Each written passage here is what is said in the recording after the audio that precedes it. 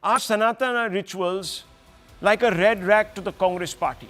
At least that's what it seems, and after yet another time-honoured custom was subjected to yet another snide attack by the party's president Mallikarjun Kharge. This time the Congress has trash-talked the holy dip ritual at the Maha Kumbh, calling it a pointless exercise that is only undertaken by those looking to wash away their sins. The context was the Union Home Minister Amit Shah and UP Chief Minister Yogi Adityanath Snan today.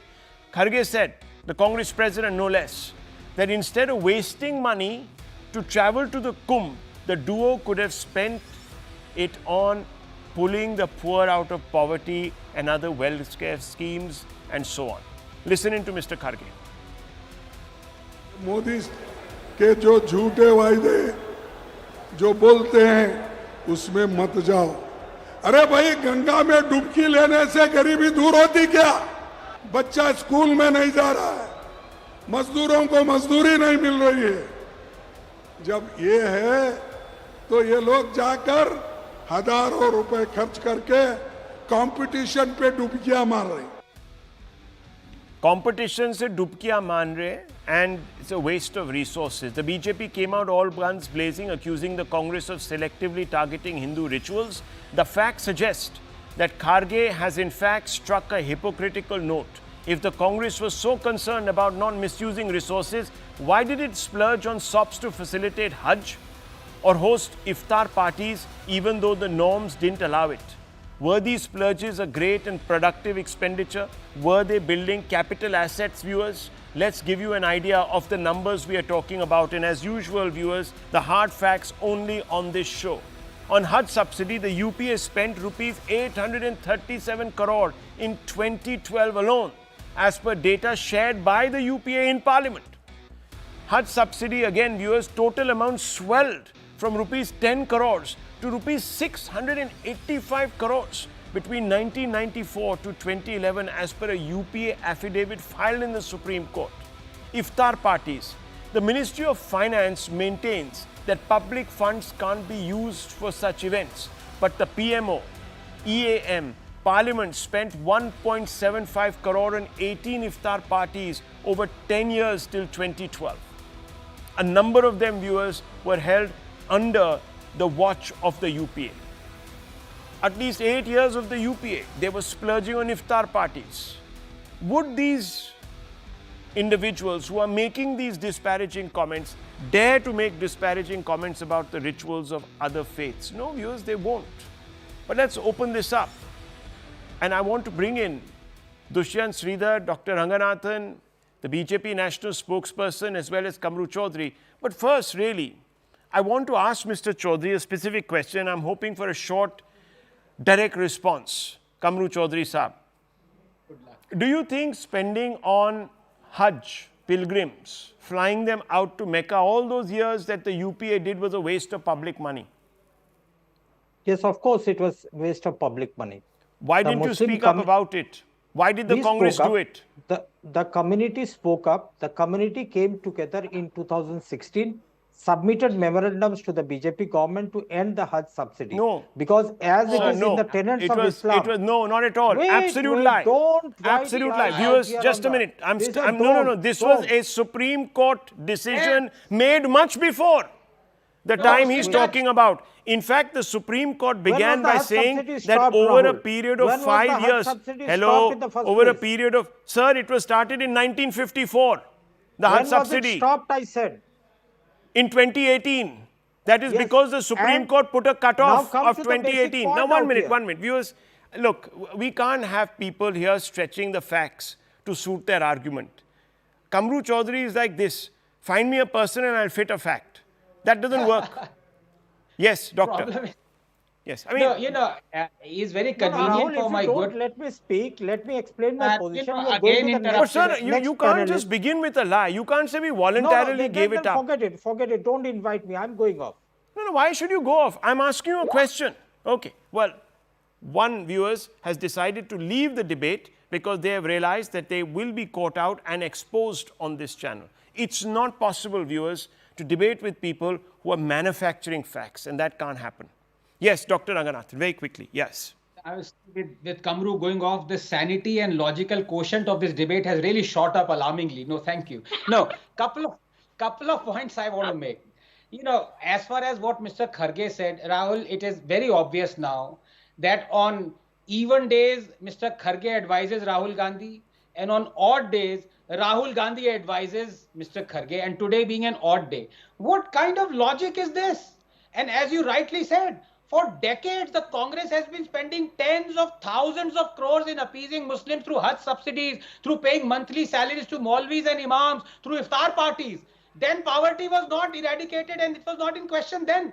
And as far as his facts are concerned, let me inform Mr. Kharge that in the last 10 years, the percentage of Indian population that was multidimensionally poor, that's the new metric that is accepted for defining poverty, has decreased from 29% to 11%.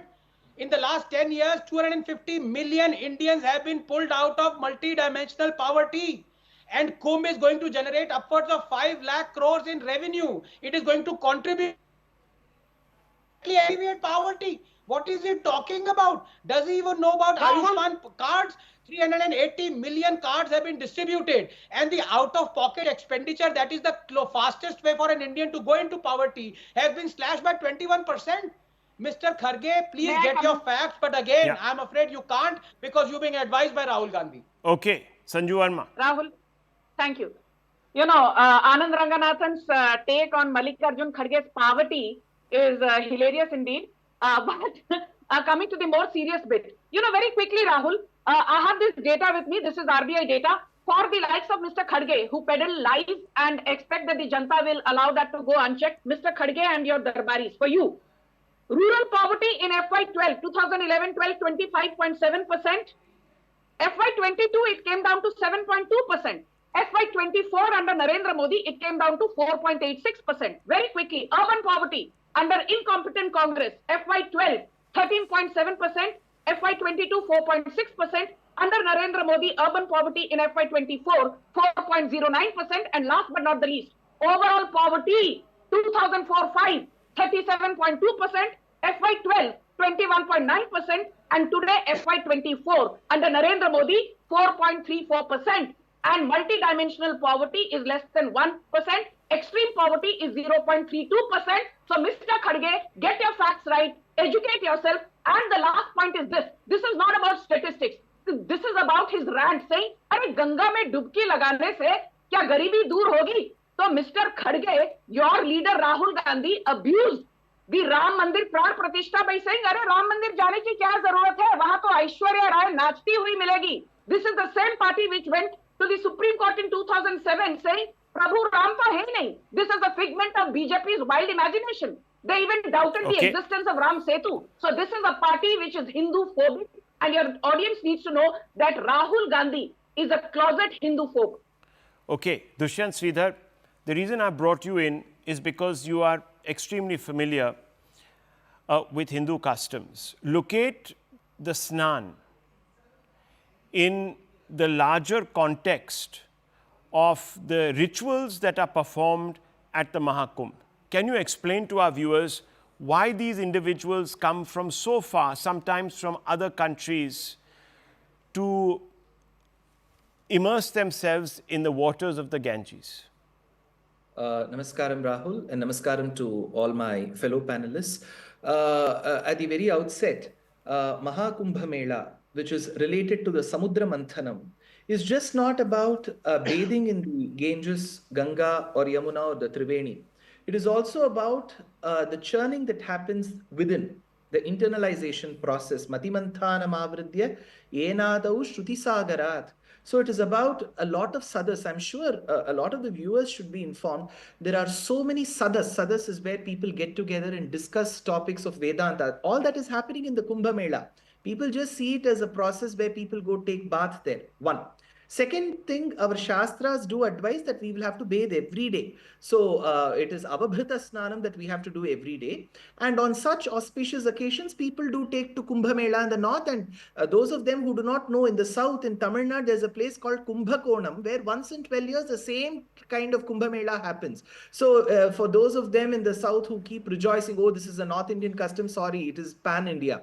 And above all, Rahul, today afternoon, when I got to listen to this comment made by Shri Kharge ji, I had to hunt for a photo of 1997 when I had to receive a school award from the very same person. Now I have to keep that photo in hiding because I don't think I would be very proud to flaunt that photo.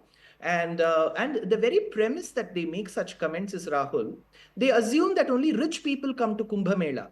A very big section of the people who were hearing Kharge ji would be a part of the Kumbh Mela and they will be coming. So it is this Kumbh Mela that doesn't have any disparity between the rich and the poor. It is Sudha Murthy who has to take a dip in the same Triveni as much as a poor person. So it teaches about how to preach equality. And last of all, Rahul, poverty is a state of mind. So if at all there are people who have to take the dip in the Kumbh Mela, all the politicians from all the political parties should do it, because Kumbh Mela will teach them contentment. It is people like us who do not aspire for more money, they do. So let them all take bath. Kharge ji should advise all people from his party to take, because Kumbh Mela preaches contentment. It teaches how to be a simple and a humble human being. If he has not understood, I think it is too late for him to actually realize all of this. Well, I think a poverty of ideas is a state of mind. In this particular case, that might be true. I'm not sure if poverty is a state of mind, because it does really exist and it does really bite. And I remember Rahul Gandhi once putting his whole foot, leg, and pretty much, half his torso into his mouth by actually saying that. But I think it was well put. What Dushyant Sridhar is saying, and let me bring in Dr. Ranganathan as well as the BJP national spokesperson. I just want to ask you one question before I bring in Dr. Ranganathan. Ms. Verma, many people will say that there is a certain degree of competitive religious politicking that is going on, that a large number of BJP leaders want to be at the Kumbh because they want to also flaunt their commitment to the Hindu faith, thinking that it will lead to brownie points. How do you react to those comments? You know, I think that's a very interesting question. You've hit the nail on the head, Rahul. I'm not going to be apologetic. If BJP leaders are indeed engaging in competitive display of spirituality, for want of a better phrase, I think there's no harm in it. Why not? You know, 10 saal pehle, wearing a rudraksh, sporting a tilak, or, you know, sporting kumkum on your forehead, or wearing a janeyu, or, you know, having the kalwa on your wrist, you know, these were considered as, things which were non-kosher. Hindus were basically treated as pariahs, but today that's not the case. Okay. I mean, not all of us wear our janeyu on top of our shirt like Rahul Gandhi does.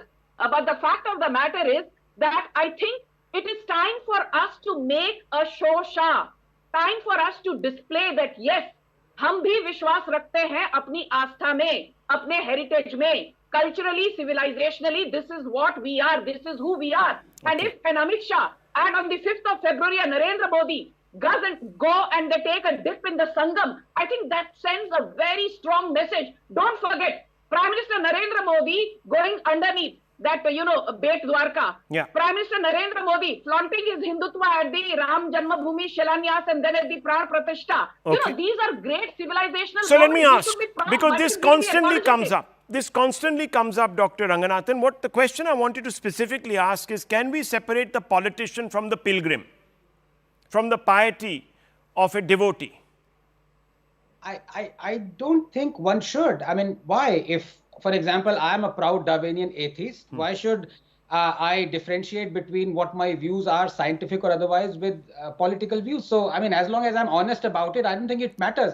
But, you know, I will say the following only at the guarantee that my good friend Sanju doesn't come running after me with a trident, which I think she might. Oh my God. On a lighter note, Sanju, look, the BJP has become almost brilliant at this game, I would say.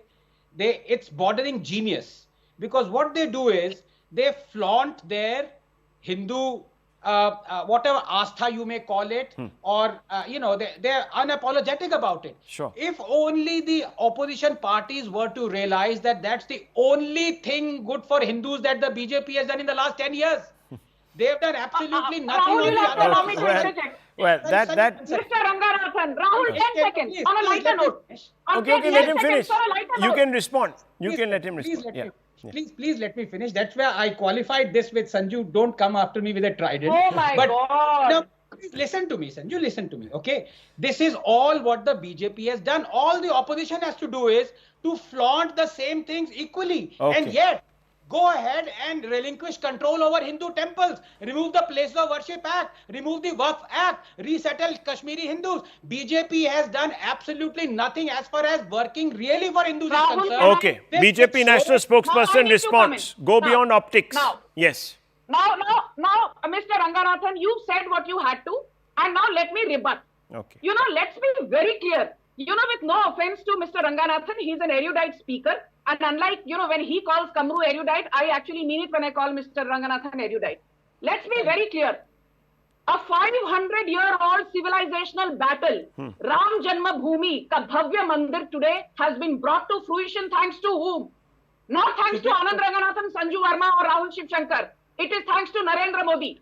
Kashi Vishwanath corridor a reality thanks to whom? Narendra Modi. Ujjain Mahakal corridor a reality thanks to whom? Narendra Modi. The fact that Anand Ranganathan is sitting and debating on the illegality of the Waqf board is thanks to Narendra Modi. Waqf has been in existence since 1923 for more than 7 decades. You and me, Mr. Ranganathan, Dushyant Sridhar, did we even have the guts to talk about the fact that the Waqf has today under its long nose 9.4 lakh acres of properties illegally usurped? Okay, look, no. I mean... And last but not the least, Rahul, you know, let's be very clear. Yeah. When Anand Ranganathan says Places of Worship Act should be revoked, I'm not saying it won't happen. When it will happen, I will not make that call. But for Anand to sit here and say कि मोदी सरकार ने तो सिर्फ optics किया है, कुछ किया नहीं. ठीक है. Anand, that is Look, bordering the point on the is, viewers, illogical. the point is, That is viewers, bordering on the illogical. the point is, viewers, that at some level there has to be an appreciation of the fact that this whole business of a deracinated elite in this country or a privilegencia suggesting that any inquiry into the grandeur of the Hindu civilization was an immersion into communalism, at least that has gone away. So at least that is playing out on our screens in a way that suggests that, look, we can be Hindus and proud of our customs.